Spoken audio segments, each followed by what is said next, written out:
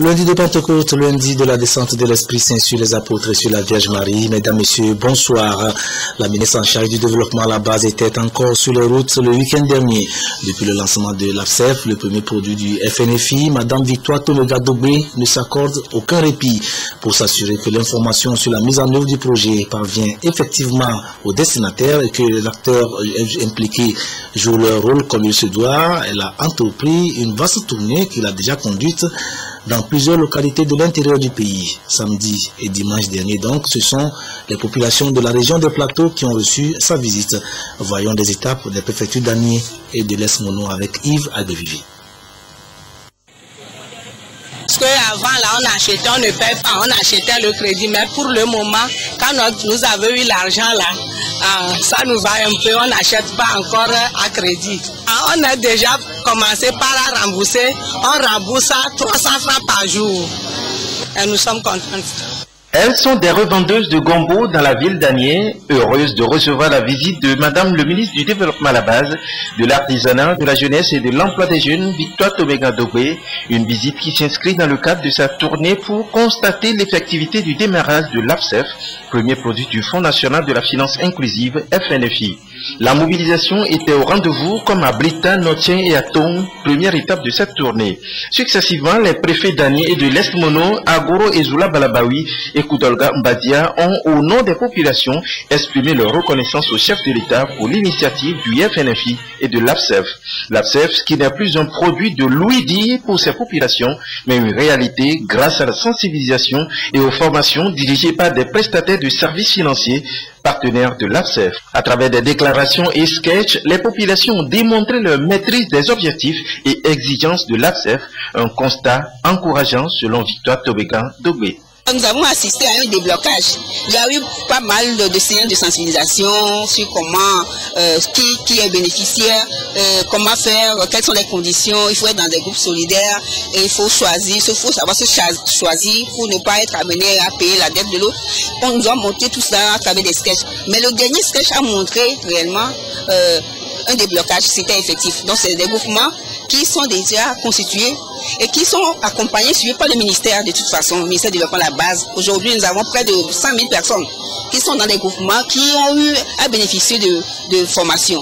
Donc ces groupements ont un avantage par rapport à de nouveaux groupements. Et donc, ils sont dans le circuit et avec les IMF, rapidement on les a formés et aujourd'hui, ils ont pu bénéficier de leur premier crédit. Donc je peux dire que l'APSEF a réellement démarré dans l'Est-Mono. Lancé le 26 avril 2014 par le chef de l'État, l'APSEF met à la disposition des populations un crédit de 30 000 francs CFA pour 5% d'intérêt et remboursable dans un délai de 6 mois. Ce qui suppose que sur 30 000 francs CFA, l'on ne paiera que 750 francs CFA comme intérêt. Autre avantage, des 750 francs CFA, 400 francs CFA constitueront une épargne stratégique pour le même bénéficiaire de l'APSEF.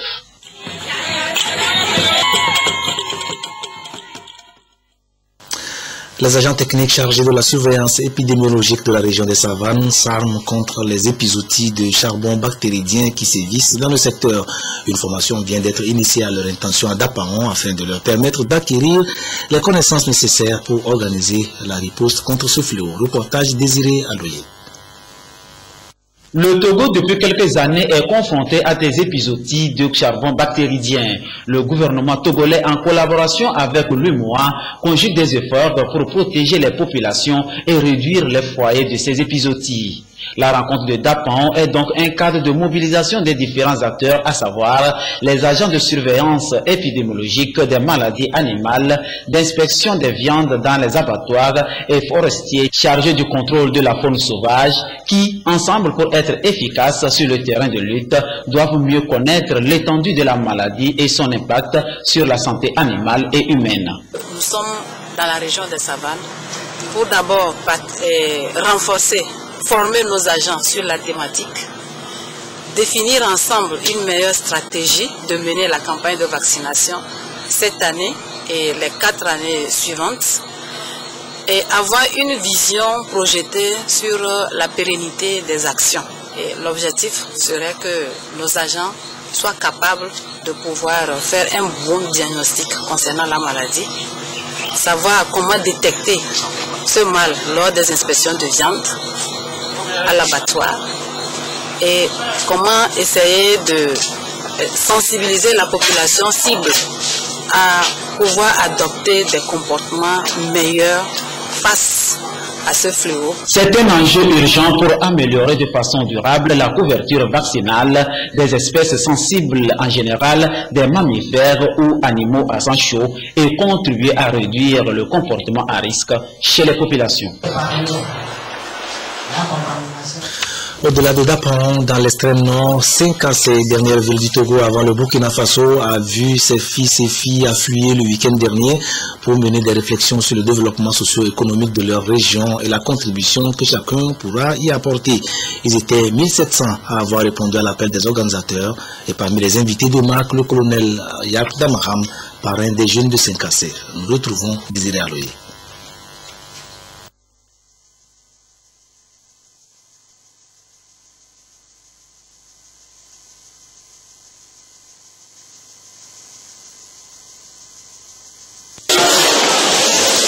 Elles sont toutes là, les délégations des forces vives venues des 8 cantons de la préfecture de Saint-Cancé. Autour du staff organisationnel, les filles et fils de Saint-Cancé échangent et partagent les idées directrices pour le développement de la préfecture.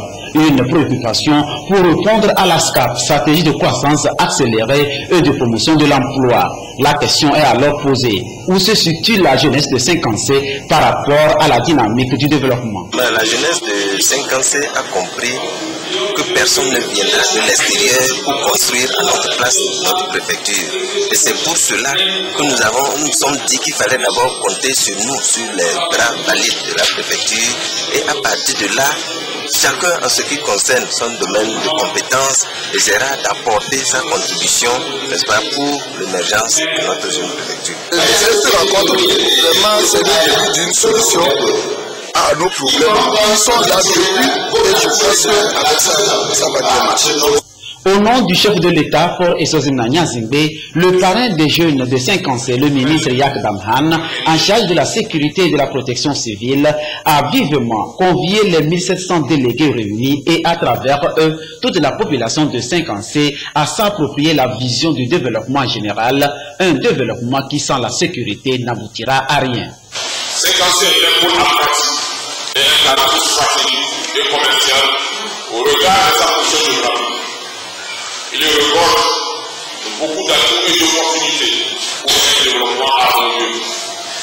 Le thème de la présente journée de réflexion, à savoir participation active des jeunes au développement socio-économique, est très significatif. Et vous conviendrez avec moi que cela ne peut se réaliser que si cette jeunesse est assez valide, solide, apte, dynamique et solidaire. Pour ce faire, je vous invite à vous approprier les orientations du chef de l'État, son excellence Paul Esozimna Nyazimbe. Donc, entre autres, la décision de faire de cette année 2014 une année de la sécurité routière en respectant les textes et les principes élémentaires qui régissent le code de la route. Au cours de vos travaux, vous aurez à pencher sur des questions sur lesquelles vous ne trouverez peut-être pas de solution dans l'immédiat. Et je sais compter sur votre attachement à l'idéal d'un Togo débarrassé des armes de la violence et de la pauvreté. Je suis confiant et ne doute aucunement de la qualité des travaux de la présente Assemblée. Je suis persuadé que vous ferez des propositions et des recommandations pertinentes qui assureront le décollage de la préfecture de Saint-Cancé. Les filles et fils de Saint-Cancé en bons citoyens peuvent, après cette première journée de réflexion, se rendre compte qu'ils sont au carrefour des choix pour faire avancer la préfecture dans la paix et la concorde. Pôle stratégique favorable pour appuyer la croissance économique, la jeune préfecture de Saint-Cancé est dans la vision du chef de l'État, selon le ministre Yar, pour la doter d'autres infrastructures socio-économiques de développement. La CEB, la communauté électrique du Bénin, s'inscrit dans la dynamique de la démarche qualité face à la concurrence qui s'installe sur les territoires des deux pays qu'elle couvre et la diversité des produits proposés aux consommateurs. L'institution commune au Togo et au Bénin veut répondre par la qualité de ses prestations. Elle vient à cet effet de réunir ses cadres pour réfléchir à la stratégie à adopter pour y parvenir. Le compte rendu de la rencontre avec Flora Zaouli et Gérard Lagoudou, présenté par Medina Bacha Salami. Dans son fonctionnement depuis 46 ans, la communauté électrique du Bénin, CEB, est aujourd'hui confrontée à des enjeux intimement liés à un déséquilibre chronique entre l'offre et la demande, la dérégularisation du secteur, puis l'implantation de producteurs indépendants sur le marché de l'énergie électrique au sein de la communauté. Dans l'optique de redynamiser ses actions au profit de ses États membres, la CEB initie la démarche qualité. C'est une action participative, c'est-à-dire une réflexion collective, j'allais dire, n'est-ce pas, de l'ensemble de tout le personnel, parce que c'est un projet, et puis il y a évidemment l'idée, n'est-ce pas, du DG, du DG jusqu'au planton, n'est-ce pas, chacun a quand même sa petite idée pour faire avancer l'organisme. La réussite de cette approche qui appelle à plus d'implication permettra d'améliorer la qualité des prestations de la communauté et par conséquent la satisfaction des clients. Fournir, n'est-ce pas, de l'énergie aux populations du Bénin et du Togo,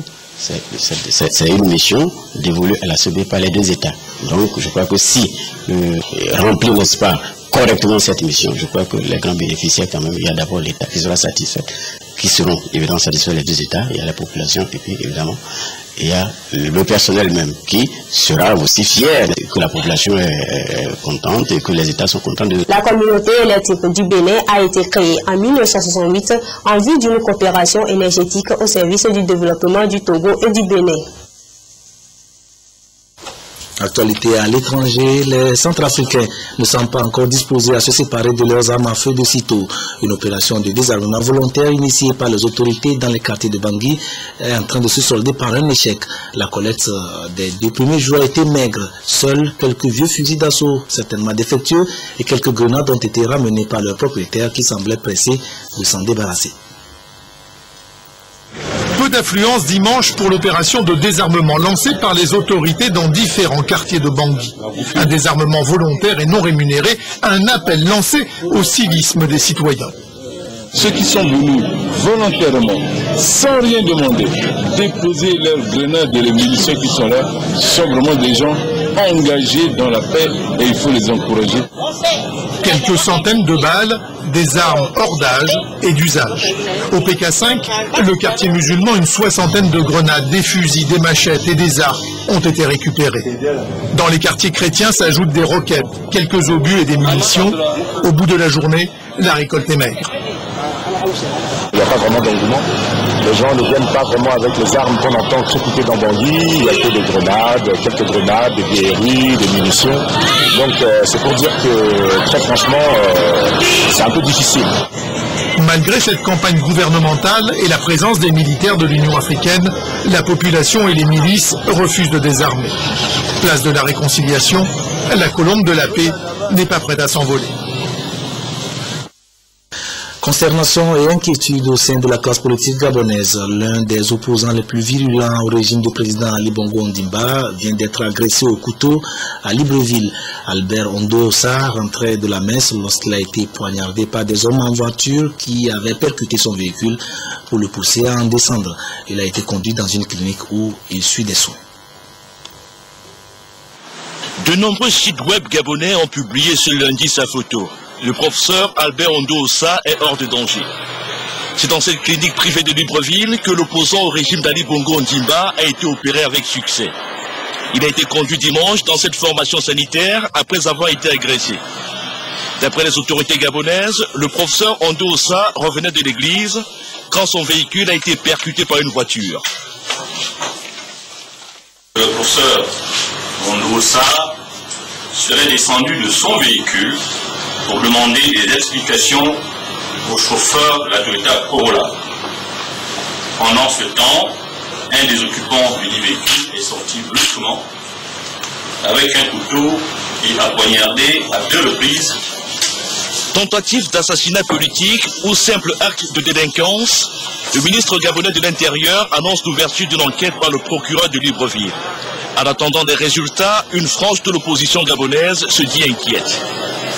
C'est inquiétant parce que tout le monde plus ou moins appelés à subir le même sort. Donc c'est plus qu'inquiétant.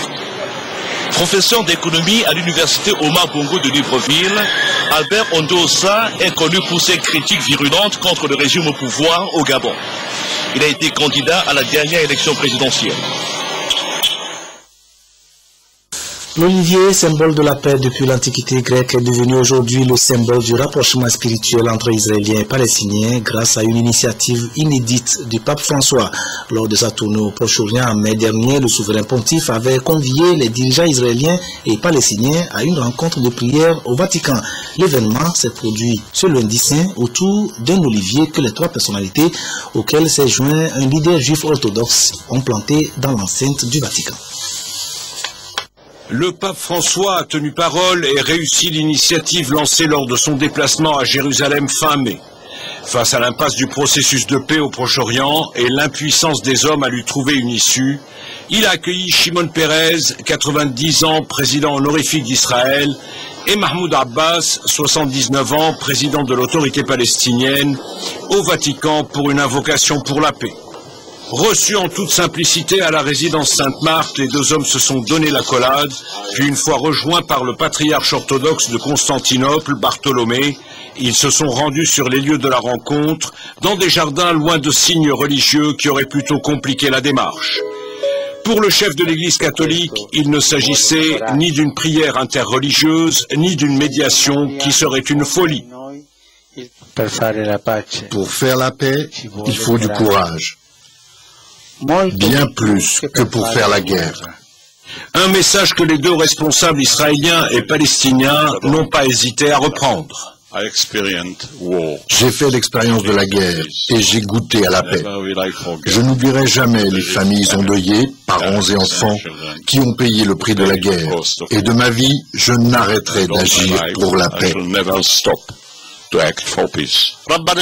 Ô Seigneur, apporte une paix globale et juste à notre pays et toute notre région, afin que notre peuple, tous les peuples du Proche-Orient et de la planète entière puissent en apprécier les fruits. Sans précédent dans l'histoire d'un conflit vieux de 66 ans, ce rapprochement spirituel s'est accompagné d'un geste matériel. Dans ce même jardin, près des musées du Vatican, les quatre hommes ont planté ensemble un olivier, symbole de paix depuis l'Antiquité grecque. Les natifs, là nous sommes au Togo, les natifs du canton de Kovié dans la préfecture de Zio ont célébré ce lundi Kovié Douko Kwedaza, une fête traditionnelle qui est à sa 13e édition. Moment de retrouvailles mais aussi de fraternité pour remercier Dieu et les membres des ancêtres pour leurs bienfaits et implorer leur bénédiction. Reportage Eric Djanipo, présentation Joseph Amega. C'est dans cette ambiance que les autorités locales, les chefs traditionnels et les natifs du canton de Kovié dans le Diof ont célébré la 13e édition de la fête Kovié Douko Kwedaza, ce lundi de Pentecôte. Une fête traditionnelle qui réunit annuellement les ressortissants des 27 localités de ce canton. L'objectif est de rendre gloire à Dieu et le remercier pour tous ses bienfaits. L'événement a vu aussi la participation des hommes de Dieu, des différentes confessions religieuses qui ont accompagné les populations dans les moments de prière et de réjouissance. Ce grand rendez-vous d'échange a permis aux autorités administratives d'inviter les fils et filles du canton à œuvrer ensemble pour le développement de Kovié. Nous sommes là pour dire merci à Dieu et en même temps pour appeler les uns et les autres à plus d'union. Rien ne peut réussir lorsque l'on reste divisé. C'est un message que nous lançons à l'endroit de la population pour que nous puissions comprendre que c'est dans l'union que nous pourrons réussir les défis de développement qui se posent à nous. Occasion pour les organisateurs de saluer la tenue de cette fête de retrouvailles qui est aussi un appel à la culture de la cohésion et permet l'affirmation de leur identité culturelle. La fête de Kovié Douko Kwedaza est une fête initiée par les fils et filles de ce canton pour remercier Dieu. Parce que nous avons eu cette grâce de plusieurs choses qui nous obligent à rendre grâce à Dieu. On peut fêter le riz, on peut fêter nos cultures, mais on a préféré se retrouver autour de ce thème qui est le remerciement à Dieu.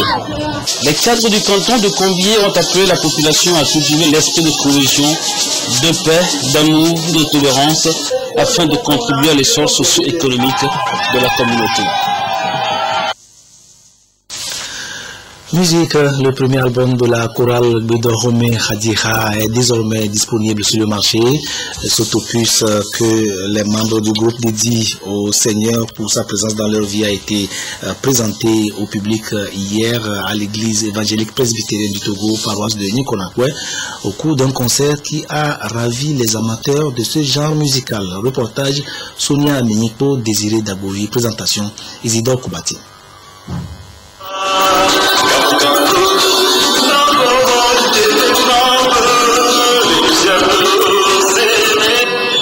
Chanter à l'Éternel des cantiques de louange et d'adoration, célébrer notre Dieu avec la harpe, c'est ce qu'a fait la chorale du temple de l'église évangélique presbytérienne, paroisse de Nikonakwe. C'est à l'occasion du concert dédicace de son album Maounye Mose Senami.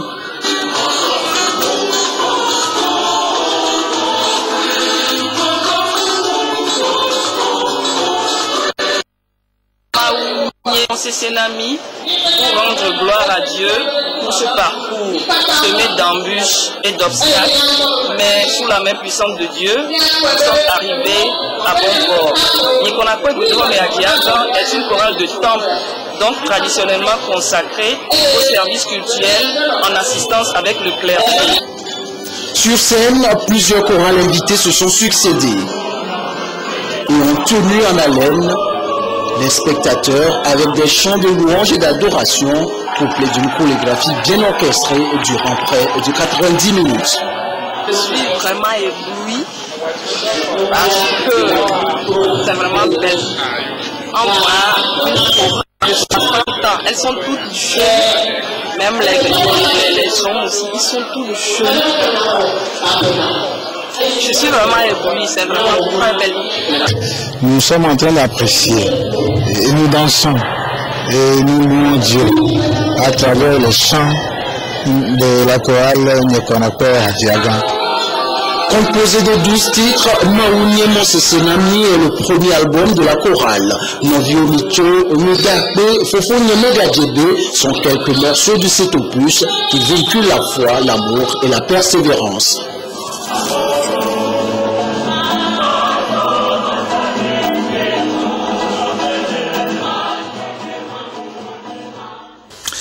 Un lundi de Pentecôte à la plage, le site était noir de monde cet après-midi, comme c'est de coutume à chaque jour férié. Chose vue et rapportée pour nous dans ce reportage de Désiré Dabovi et Florence Koué-Passé, présenté par Edem Sousoupo.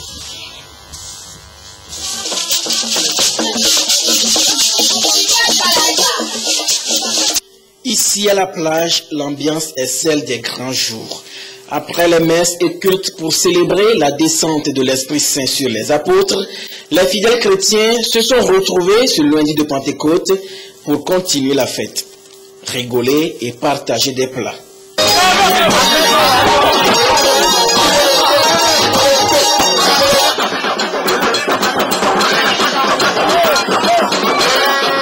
Nous avons choisi cette date pour pouvoir organiser cette sortie et que les membres de cette même dénomination puissent se connaître et partager la communion ensemble.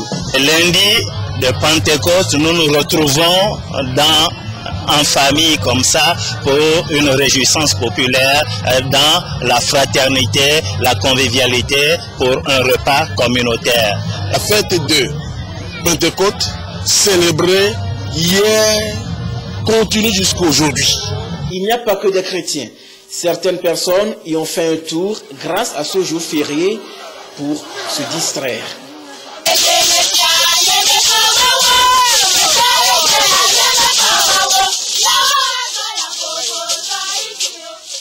C'est la fin de cette édition. Merci de nous avoir suivis. Aussitôt après mon départ, vous suivrez le magazine La Revue des Valeurs Citoyennes qui a aujourd'hui pour thème la participation citoyenne à l'effort politique. Une présentation de Joseph Améga.